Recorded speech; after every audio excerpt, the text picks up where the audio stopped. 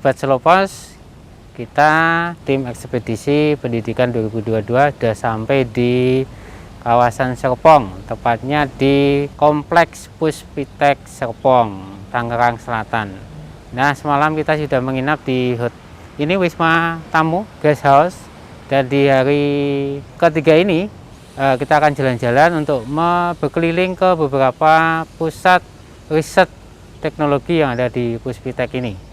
Ekspedisi ini didukung oleh BMW Astra Semarang, ITS Surabaya, ITS PKU Muhammadiyah Solo, Epson, Universitas Terbuka, dan SD Jamiatul Ikhwan Solo. Terima kasih.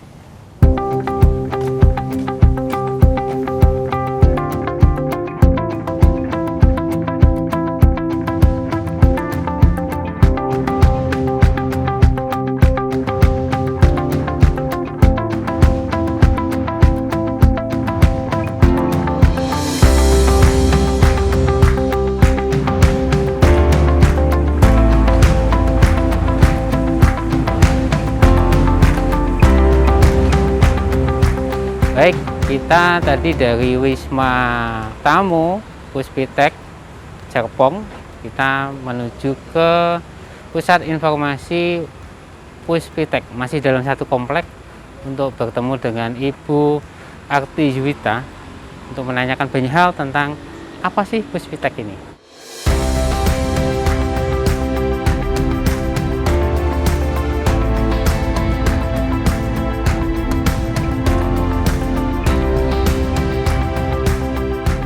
Sebenarnya pusat riset yang ada di kawasan ini dinamis sesuai dengan arahan Bapak Kepala BRIN, Bapak LTH. Kalau tahun 2021 itu ada 7 organisasi riset, namun di tahun 2022 ini sudah disetujui oleh Kemenpan menjadi 18 organisasi riset, di mana organisasi riset itu nanti membawahi pusat riset. Pusat risetnya itu sendiri yang sangat dinamis lagi. Jadi satu organisasi riset, jumlah pusat risetnya bisa berubah dari waktu ke waktu. Saat ini existing ada sekitar 51 pusat riset atau balai yang ada di kawasan Puspitek, dengan organisasi risetnya mulai dari ORTN atau tenaga nuklir, kemudian OR kesehatan, pertanian dan pangan, kebumian dan maritim, energi manufaktur, sampai dengan hayati dan lingkungan. Namun seperti yang tadi disampaikan, ini akan berkembang menjadi 18 OR dan proses penataan SDM-nya sedang berjalan di awal bulan Februari ini. Harapannya akhir Februari ya Mbak, akhir Februari ini sudah firm 18 organisasi riset itu sudah mulai bekerja, dan saat ini pun sebenarnya juga dengan integrasi ini riset tetap berjalan. Bahkan dengan adanya integrasi ini SDM yang tadinya bukan terpencar ya, berada di beberapa tempat, akhirnya bisa dikumpulkan menjadi satu kekuatan baru yang lebih fokus dan lebih mempunyai daya ungkit lebih besar untuk menghasilkan suatu invensi atau inovasi.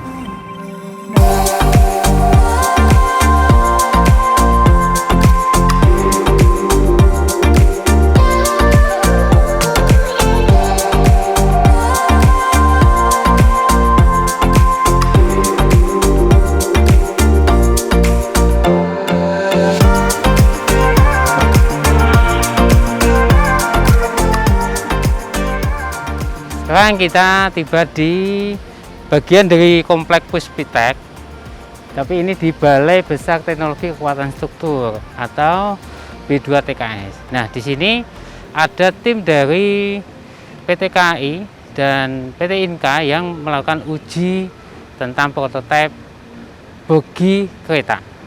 Kita lihat sekarang. Mari.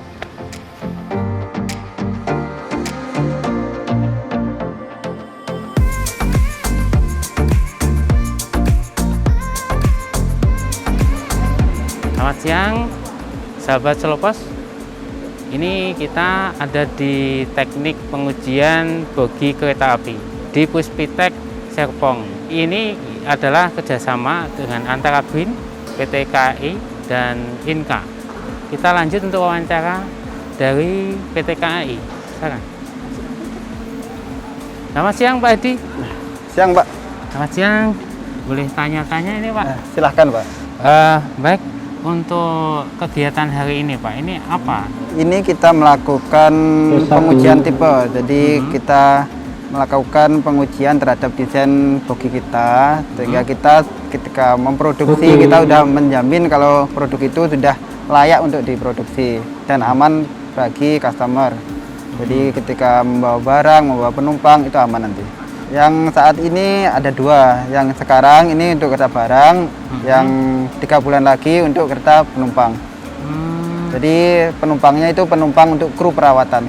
Ini yang pertama kita nguji prototipe dari boginya dulu sebelum kita produksi. Setelah itu sekitar bulan 5-an kita uji karbodinya. Setelah itu kita lanjut paralel dengan pengujian bogi yang kereta untuk krunya. Oke. Memang selama ini untuk pengujian kerjasamanya memang dengan BRIN ya?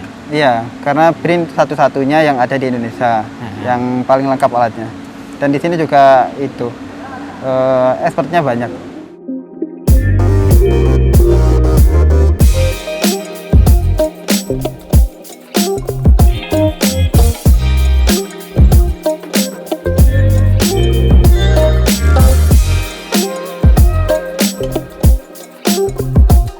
Kalau uji bogi kita sudah tahun 90-an mulai di sini. Ya, 90-an. Pertama itu bogi dari desain kita berguru dari Jepang. Setelah itu tahun 2090-an itu kereta kita desain dari adopsi dari Eropa. Setelah itu tahun 2000-an kita uji kereta barang. Jadi kereta PPCW, kereta gerbong kontainer itu. Setelah itu ada uji bogi untuk Bangladesh, yang di sini juga bogi. Jadi semua proyek yang ada di Dinka, semuanya kita uji lah untuk menjamin keselamatan dan keamanan. Kalau desain kita pasti ya tuh melibatkan dari luar negeri untuk masukan aja lah. Jadi masukan, cuman untuk pengujian, untuk teknis yang mendalam kita biasanya melibatkan peneliti-peneliti dalam negeri. Jadi kita menggait dari tim kampus, sama akademisi dari akademisi, sama dari peneliti seperti ini, dari BRIN seperti ini. Oke, yang expert ya? Expert ya. Jadi kita banyakkan dari lokal. Siap. Siap Pak Edi, matur nuwun, terima kasih atas waktunya dan informasinya yang luar biasa. Sama-sama Pak. Ya, sampai ketemu lagi. Terima kasih.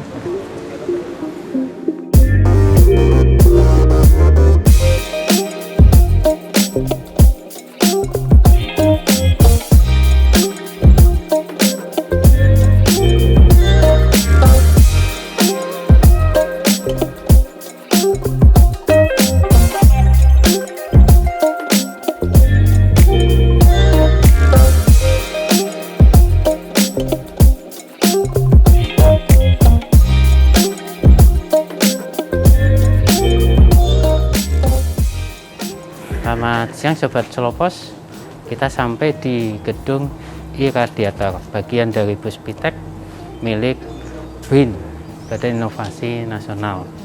Nah, apa saja yang ada di sini yang bisa bermanfaat untuk publik? Mari kita masuk dan kita lihat. Selamat siang, Bapak. Sehat? Sehat, alhamdulillah. Sehat. Ini gedung apa ini Pak? Luar biasa. Gedung iradiator, jadi iradiator gamma merah putih namanya. Iradiator itu sebuah fasilitas nuklir yang menggunakan sumber kobalt 60 untuk meradiasi suatu produk, baik itu produk pangan maupun produk kesehatan. Manfaatnya adalah untuk iradiasi produk, baik makanan maupun produk kesehatan.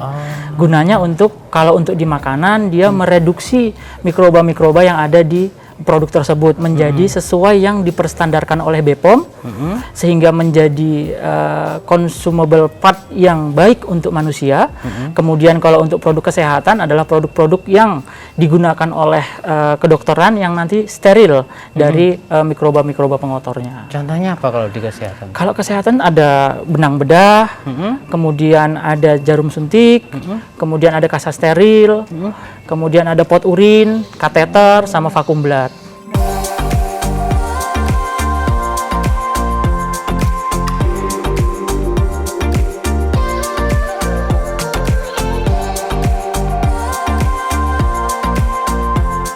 perusahaan datang ke sini membawa produk mereka dengan surat jalan tentunya, kemudian kita aturkan di sini untuk jadwal iradiasi, kita radiasi, kemudian mereka selesai. Salah satu produknya kalau pangan misalnya kayak gini. Ini pangan itu ada produk-produk bumbu seasoning. Bumbu masak bisa, bumbu-bumbu mie instan bisa. Jadi kalau misalnya ditanya nih, oh pangan radiasi itu berbahaya gitu kan. Kembali saya balik sama nanya sama masnya, udah pernah mengkonsumsi makanan iradiasi belum gitu kan? Nah itu kadang nggak tahu ini makanan iradiasi atau. Nah itu, perlu saya sampaikan beberapa produk dari kita itu adalah produk-produk pangan yang dikonsumsi harian oleh banyak masyarakat kita. Salah satunya adalah bumbu mie instan. Jadi kalau bumbu mie instan itu kan di komposisinya banyak ya, ada mericanya, ada macam-macam gitu kan. Nah kemudian ketika masuk dari pabrik itu kan masih banyak mikrobanya ya.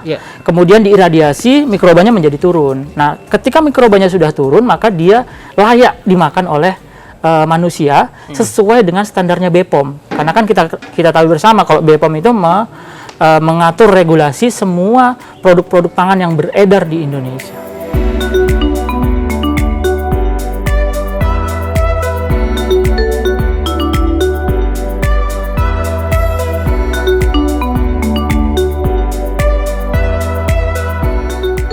Iradiator itu atau proses iradiasi itu tidak menimbulkan panas.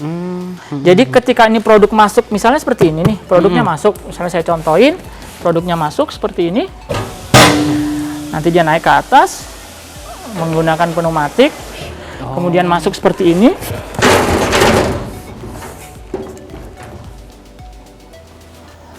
kemudian turun.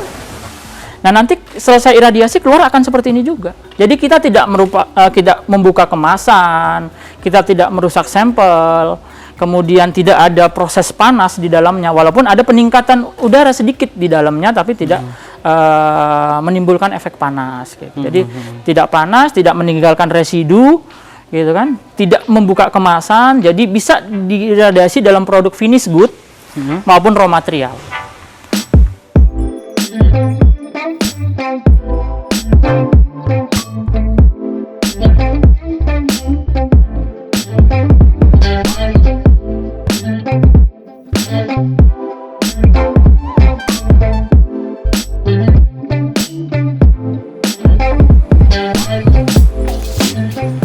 Alhamdulillah selesai sudah perjalanan tim ekspedisi pendidikan 2022 di hari ketiga, hari Rabu 9 Februari 2022. Tadi kita sudah berjalan di seputaran Puspitek dan sudah bertemu dengan Koordinator Humas Puspitek 1, Ibu Arti Yuita, dan banyak hal sudah dijelaskan.